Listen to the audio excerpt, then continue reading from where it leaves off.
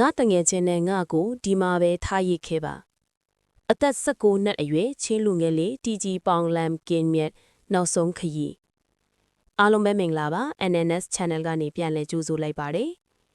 မလေးရှားနိုင်ငံမှာအလို့အကင်ရှာဖွေပြီးမိသားစုကိုလှုပ်ကြွေးဖို့အိမ်မက်တွေနဲ့ထွက်ခွာလာခဲ့တဲ့အသက်19နှစ်အရွယ်လူငယ်လေးတီဂျီပေါင်လမ်ကင်တက်လောက်ထိုင်းမလေးရှားနယ်စပ်မှာဝမ်းနည်းစရာကောင်းလောက်အောင်အသက်ပေးလိုက်ရတဲ့တဲ့င်းကအခုရပိုင်းလူမှုကွန်ရက်မှာအတော်လေးကိုပြန့်နှံ့နေပါတယ်။ချင်းပြည်နယ်တီးတိမ်မြို့နယ် 2EVL ရွာသားလေးတီဂျီပေါင်လမ်ကင်ဟာမလေးရှားကိုအသွာလန်ခီးမှာပွဲစားနေရဲ့ဆက်စုပ်ဖွဲ့ကောင်းတဲ့လောက်ရက်ကြောင့်အသက်ဆုံးရှုံးခဲ့ရတာပါ။ကားတွဲလူတွေကိုအတင်းအကျပ်ပြတ်သိပ်တင်ဆောင်လာခဲ့တာကြောင့်လေလုံပိတ်အသက်ရှူချက်ကကားပေါ်မှာတင်သေဆုံးသွားခဲ့ပါတယ်။ဒီဖြစ်စဉ်မှာပိုပြီးရင်နာဖို့ကောင်းတာကတီဂျီပေါင်လမ်ကင်သေဆုံးသွားတဲ့အခါကားသမားကအလောင်းကိုဖျောက်ဖျက်ဖို့ပင်လယ်ထဲပစ်ချဖို့ကြိုးစားခဲ့တာပါ။ဒါပေမဲ့အတူပါလာတဲ့တငယ်ချင်းဖြစ်သူကအလောင်းကိုအပြစ်မခံပဲ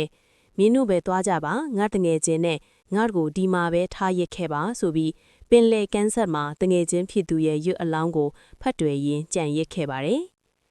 တီဂျီပေါင်လမ်ကင်ရဲ့မိသားစုဝင်တွေဟာနေရက်မှာရက်လဲဆွမ်းကြွေးအောက်မေ့ဖွယ်အခမ်းအနားကိုပြုလုပ်ခဲ့ကြပြီမယ်ရုပ်အလောင်းကိုတော့အခြေအနေအမျိုးမျိုးကြောင့်နေရက်ကိုပြန်လဲတည်ဆောင်နိုင်ချက်မရှိပါဘူး